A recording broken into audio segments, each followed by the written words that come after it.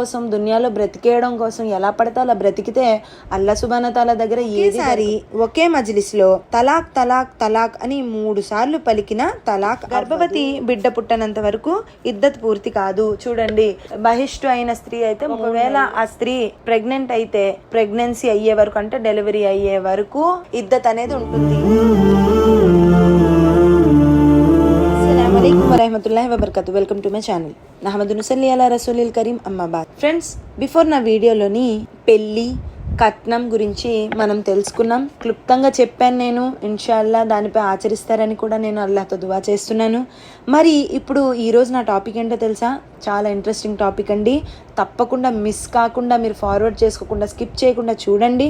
ఇన్షాల్లా అల్లాహ్ సుబ్హానహు తాలా మీలో మార్పును ప్రసాదిస్తాడు. ఎందుకంటే ఈ దునియా శాశ్వతమైనది కాదు, ఆఖిరత్ అనేది శాశ్వతమైనది. ఈ దునియాలో ఉండడం కోసం, దునియాలో బ్రతికేయడం కోసం ఎలా పడితే అలా బ్రతికితే అల్లాహ్ సుబ్హానహు తాలా దగ్గర ఏది దొరకదు. సో అందుకని ఇది నేను చెప్పే విషయాలు మీకు చెడుగా అనిపించవచ్చు, చాలా మందికి నొప్పించవచ్చు, చాలా మందికి బాధ కలగవచ్చు. కానీ నేను హక్ మాట మాట్లాడుతున్నాను.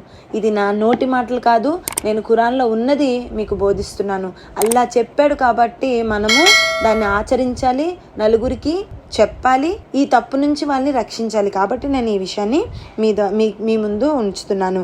అయితే ఈరోజు నా టాపిక్ వచ్చేసి తలాక్ మరియు హలాలా అంటే ఏంటి అనేది ఈరోజు మన టాపిక్. చాలా బెస్ట్ టాపిక్ ఫ్రెండ్స్, వినండి. చాలా మందికి హలాలా అంటే ఏంటో తెలీదు, షిగార్ అంటే ఏంటో తెలియదు, అసలు తలాక్ ఎలా ఇస్తాడో తెలీదు. అంతేకాదు షిగార్ అంటే ఏంటో తెలీదు.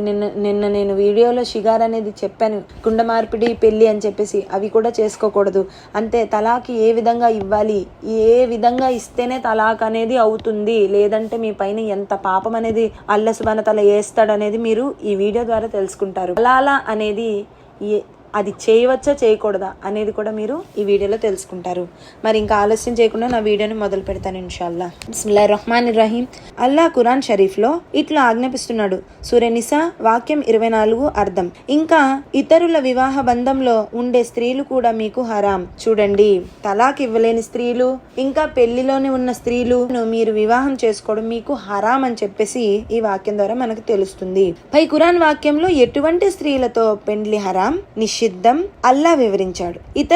ఇతరుల వివాహ బంధంలో ఉండే స్త్రీ అనగా తలాక్ కాని స్త్రీలు అని. ఒకేసారి ఒకే మజ్లిస్లో తలాక్ తలాక్ తలాక్ అని 3 సార్లు పలికిన తలాక్ అవ్వదు, నికా విరగదు. అలాంటి స్త్రీని పరపురుషుడితో నికా చేయడం లేక చెయ్యించడం హరాం, హలాలా. దీన్ని హలాలా అంటారు. ఒక భార్యతో ఆ భర్త 3 సార్లు తలాక్ అని చెప్పేస్తే తలాక్ అయిపోద్దంట. దీని గురించి చాలా చర్చలు కూడా జరిగాయి మన దేశంలో. ఏ భార్యకైనా భర్త 3 సార్లు తలాక్ తలాక్ అనేస్తే తలాక్ అనేది అయిపోదు. ఆప్సల్లాహు సల్లం వారు కానీ, ఏ హదీసుల్లో కానీ, ఖురాన్లో కానీ ఈ వాక్యము లేదు. తలాక్ తీసుకోవడానికి కొన్ని షరియతులు ఉన్నాయి. ఏ విధంగా చేస్తే తలాక్ అనేది అవుతుందో ఆ విధంగా చేస్తేనే తలాక్ అనేది అవుతుంది. అలాంటి స్త్రీలకు మీరు వేరే పురుషునిచ్చి పెళ్లి చేయడం నిషిద్ధం, అది హరాం అవుతుంది. తలాక్ అనేది అసలు ఎలా అవుతుంది అనేది ఇప్పుడు మనం తెలుసుకుందాం. సూరే తలాక్ వాక్యము 1 అర్థం. ఓ ప్రవక్త, వారికి ఇలా చెప్పు, మీరు గనక స్త్రీలకు విడాకులు ఇవ్వాల్సి వస్తే వారిని నిర్ణీత గడువు ఇద్దత్ కొరకు విడాకులు ఇవ్వండి. ఇద్దత్ కొరకు తలాక్ ఇవ్వబడుతుంది. ఇద్దత్ కానంత వరకు వాడి నికాలో ఉన్నట్లు. ఇక్కడ మీరు క్లియర్ గా అర్థం చేసుకోవాల్సిన విషయం ఏమిటంటే అల్లాహ్ సుబ్హానహు తాలా క్లియర్ చేశారు. ఇంత గడువు అనేది ఉంటుంది, ఇన్ని రోజులు ఆ భార్య భర్త కలిసి ఉండాలి. అప్పటికీ వాళ్ళలోని ఒక అండర్స్టాండింగ్ రాకపోతే అప్పుడు వాళ్ళు 3 సార్లు తలాక్ అనేది చెప్పాలి. అప్పుడు వాళ్ళకి తలాక్ అనేది అవుతుంది, లాస్ట్ తలాక్కి. అంతేగాని ఒక రోజు నిల్చోపోయి నీకు తలాక్ తలాక్ తలాక్ అని 3 సార్లు అనేసినంత మాత్రాన వాళ్ళిద్దరిది తలాక్ అవ్వదు. ఇద్దత్ అనేది ఉంటుంది.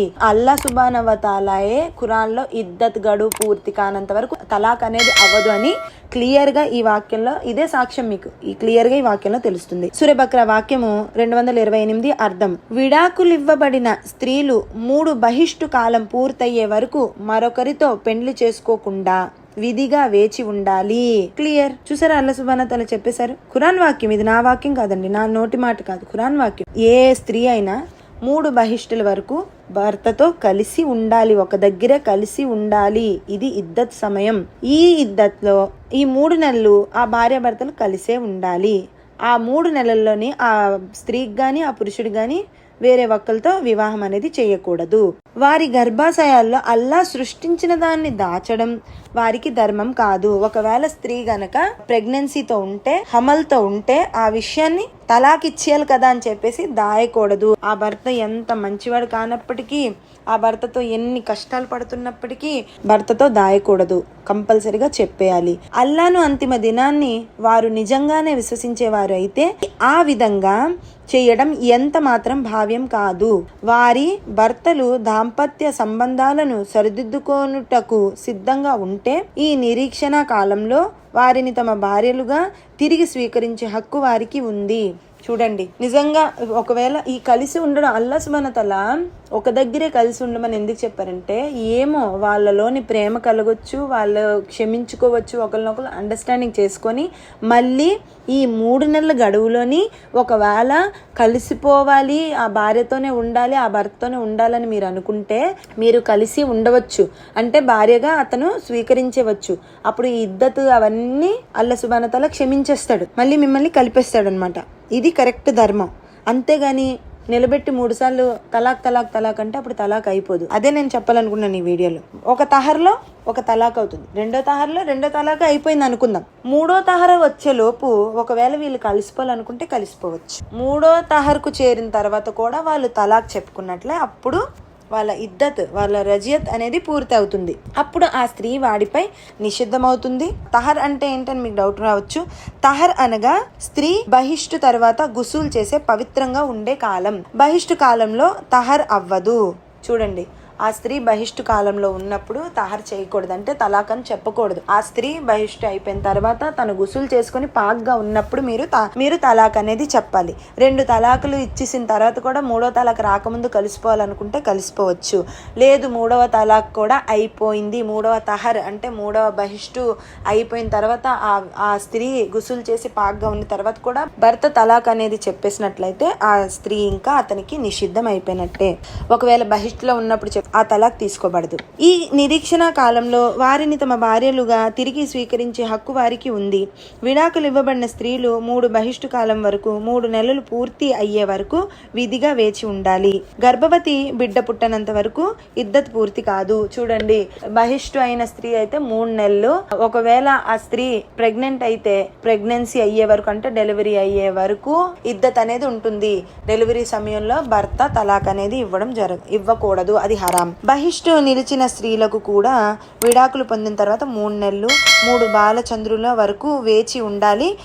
పుష్పవతి కాని స్త్రీకి కూడా అదే ఆజ్ఞ. చూడండి, ప్రతి ఒక్క స్త్రీకి కూడా 3 నెలలు అనేది ఇచ్చాడు. బహిష్టు కాని స్త్రీ అనుకోండి, ఆగిపోయిన స్త్రీ అనుకోండి, లేదంటే పుష్పవతి అంటారు కొంతమంది, బహిష్టు అవరు, అలాంటి స్త్రీలకు కూడా 3 నెలలు ఇద్దత్ సమయం ఉంటుంది. ప్రెగ్నెంట్ అంటే గర్భవతి స్త్రీకి మాత్రమే డెలివరీ అయ్యే వరకు, బిడ్డ పుట్టనంత వరకు ఆ స్త్రీకి ఇద్దత్ అనేది ఉంటుంది. సూర బక్రా వాక్యం 229 అర్థం. విడాకులు 2 సార్లు ఇవ్వాలి. తరువాత భార్యను సక్రమంగా తమ వద్ద ఉండనివ్వాలి, లేదా ఆమెను సహృదయంతో సాగనంపాలి. ఇక్కడ ఏం చెప్తున్నారంటే ఈ వాక్యంలో అల్లాహ్ సుబ్హానహు వ తఆలా తలాక్ 2 సార్లు బహిష్టు, అంటే 2 బహిష్టులు అయిన తర్వాత ఈ మధ్య కాలంలో తిరిగి తీసుకోవచ్చు, అంటే అతను స్వీకరించాలంటే స్వీకరించవచ్చు భార్యని. 2 సార్లు అనగా జీవితంలో భార్యకు ఒకసారి తలాక్ పలికితే పరస్పర అంగీకారం చేసుకున్న తర్వాత కూడా ఆ తలాక్ చెరిగిపోదు, ఒక తలాకు అవుతుంది. సంవత్సరాలు గడిచిన తర్వాత కూడా 2 తలాక్ చేస్తే అది జీవితంలో 2వ తలాక్. 3వ తలాక్కి ఆ భార్య అతనికి నిషిద్ధం. సూర బక్రా వాక్యం 230 అర్థం. ఆ తర్వాత 2 సార్లు విడాకులు ఇచ్చిన తర్వాత భార్య భర్తను 3వ సారి విడాకులిస్తే ఇక ఆ స్త్రీ అతనికి ధర్మసమ్మతం కాదు, నిషిద్ధము. చూడండి, ఇక్కడ మీరు బాగా అర్థం చేసుకున్నట్లయితే ఒకసారి భార్యకి తలాక్ అని చెప్తే అది రాసుకోబడుతుంది, రెండోసారి కూడా భార్యకి తలాక్ అని చెప్తే అది రాసుకోబడుతుంది. మీరు ఎన్నో సంవత్సరాల తర్వాత 2వ తలాక్ ఇచ్చినా అది కూడా రాసుకోబడుతుంది. అలాగే ఇంకోసారి అనకుండా జాగ్రత్త పడండి. 3వసారి అన్నట్టయితే ఆ వ్యక్తికి ఆ భార్య నిషిద్ధం అవుతుంది. అంటే అల్లాహ్ సుబ్హానహు వ తఆలా దృష్టిలో భార్య భర్తలకి చాలా విలువ ఉంది. మీరు అది తెలుసుకోకుండా పొగరుగా తలాక్ ఇస్తాను, ఇది అయిపోతాను, అదే చేయకండి. ఎందుకంటే ప్రతి తలాక్ రాసుకోబడుతుందంట. జాగ్రత్త పడండి. ఈ విషయం చాలా మందికి తెలీదు. మనం ఇప్పుడు చదువుతున్నా కూడా మనకు అర్థం అవుతుంది. అస్సలాము అలైకుం ఫ్రెండ్స్. ఈ వీడియో యొక్క కంటిన్యూషన్ నేను నెక్స్ట్ పార్ట్ 2లో పెడుతున్నాను, చూడండి.